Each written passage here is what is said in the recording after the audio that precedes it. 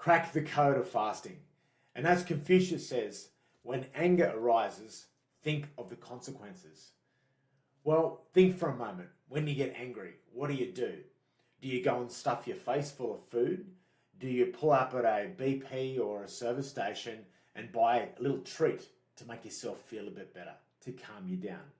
Or when you are feeling a bit frustrated about life in general, do you actually go to the fridge and grab a beer, or maybe eat a bit more than you normally do? This is not the right way to manage your anger. And by knowing a bit more about the science behind what happens when you do break from eating for certain periods of time, it's going to empower you to perhaps go a little bit longer and mentally challenge yourself, because you know that mental challenge is also backed by science and it's going to produce an outcome. Now, that outcome most likely is going to be helping you manage your weight. And through many of the men I've coached over the last 20 years, by waiting a certain amount of time each day or over the period of a week, it's going to yield massive results with the way that you look, but also the way you feel. Let's dive into the training. Now, just as a disclaimer, this training is not medical advice. I am not a doctor. I don't claim to have all the answers. But what this is I'm sharing research on how nutrients and strategies that affect the body. It's also based on physiology. Now, whether or not you should eat low carb, high fat diet or try calorie restrictive diets like fasting, it just depends on your medical history, your current conditions, your goals, and also your willingness to try unconventional methods. So the responsibility for your health and well-being rests solely on you, not me. Consult your doctor first before making any changes to your diet and lifestyle if necessary. Let's move on. Now, a bit about me. I'm Steve Roberts, Robbo. I'm the creator of Fitter After 40. I have over 20 years experience in health and fitness sector.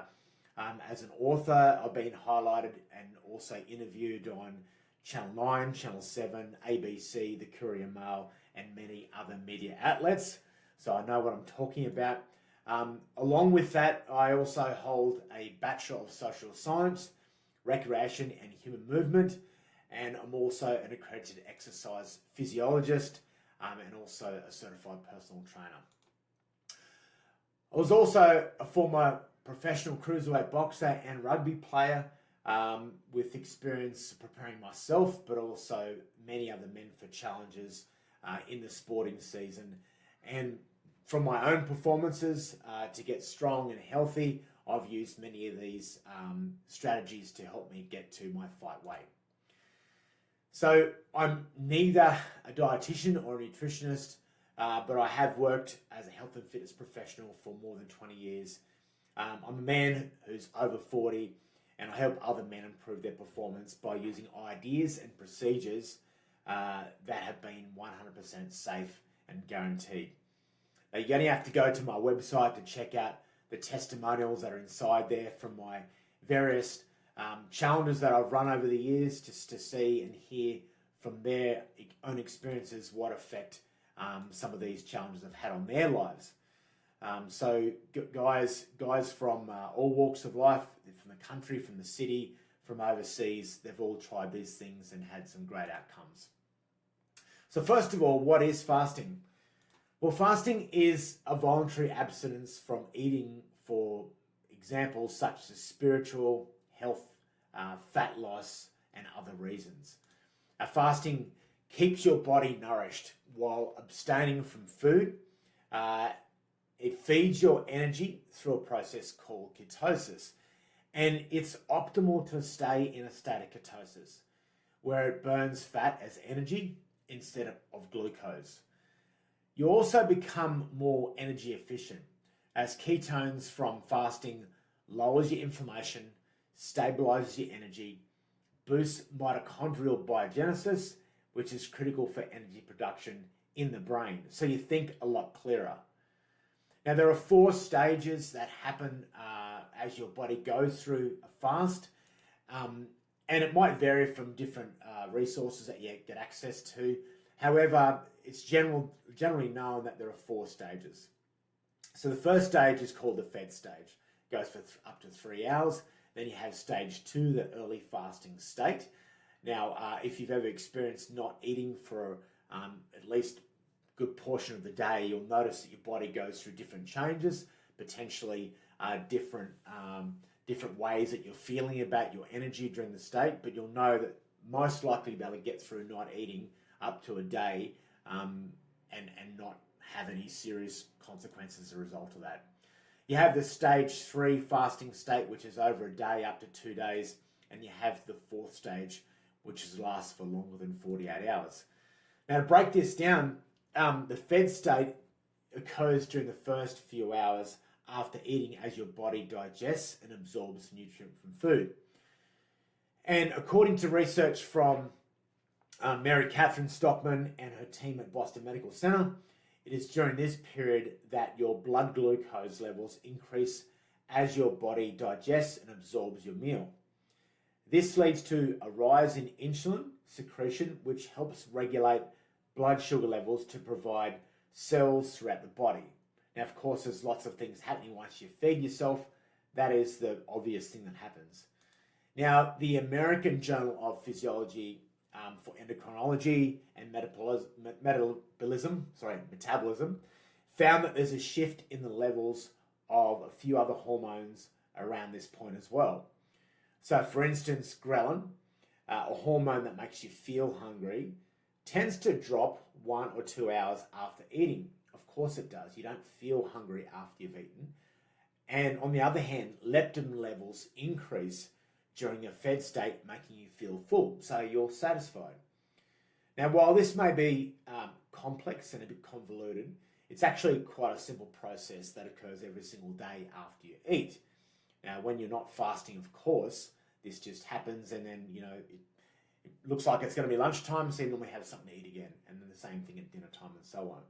So basically, all these dips and spikes on hormone levels are responsible for powering your body and keeping you feeling full between meals with a steady state of energy. The next state is called stage 2. Now, Boston Medical Center found that your pancreas begins secreting higher amounts of hormone called glucagon, which helps prevent blood sugar levels from dropping too low.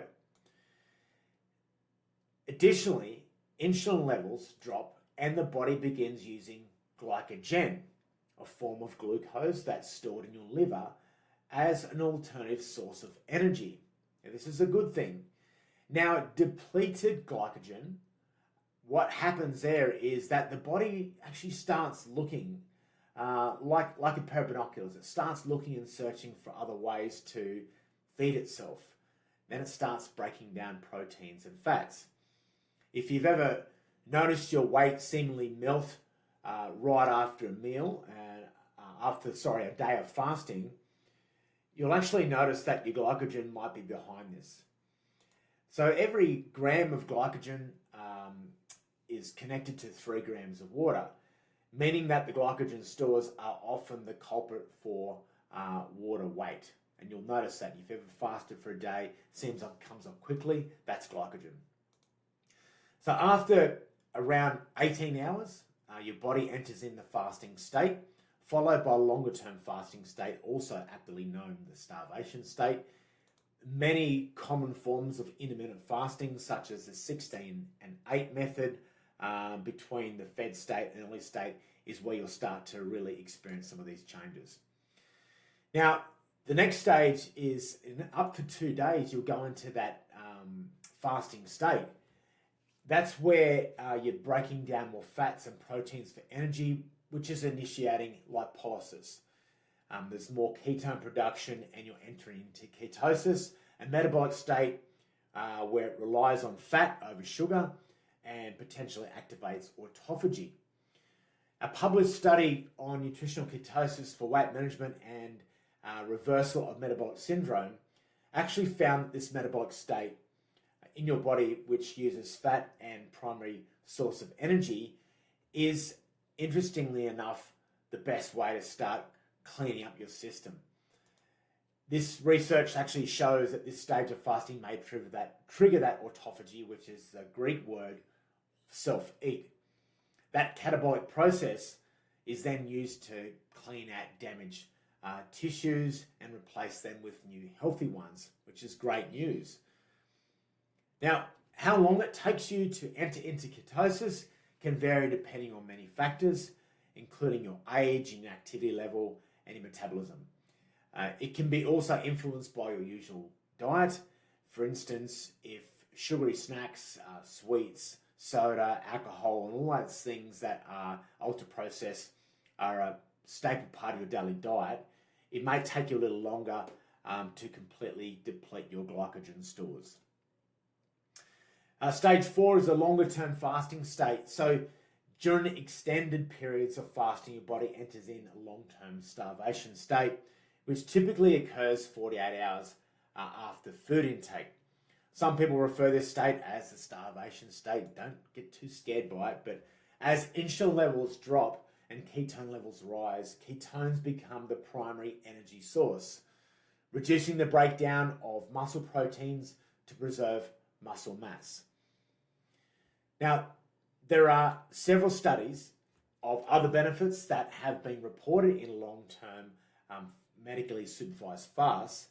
In longer-term fasting state, insulin levels will continue to decrease, and levels of beta-hydroxybutyrate, BHB, a type of ketone body, will steadily rise. That's a good thing. Now, this can offer a wide range of benefits. For instance, a 2019 study found that prolonged fasting, ranging from 4 to 21 days, caused a reduction in blood sugar, body weight, blood pressure, belly fat, and along with decreased hunger and improved feelings of physical and emotional well-being. But of course, warning, this should be done under supervision. So, as a bit of a summary and a call to action, if you like, we explored how your body transforms through the 4 stages of fasting: the fed state, the early fasting state, the fasting state, 18 to 48 hours, and then the longer term fasting state. We also discussed the benefits here: reduced inflammation, energy stabilization, cellular repair, autophagy, optimized energy efficiency really through ketosis. And we also discussed the benefits. Important to note that the long-term fasts, they can be beneficial, but must be done under professional supervision. So I trust you're going to enjoy fasting. Start small, observe the changes that happen inside your body, and seek guidance for extended fasting. Cheers.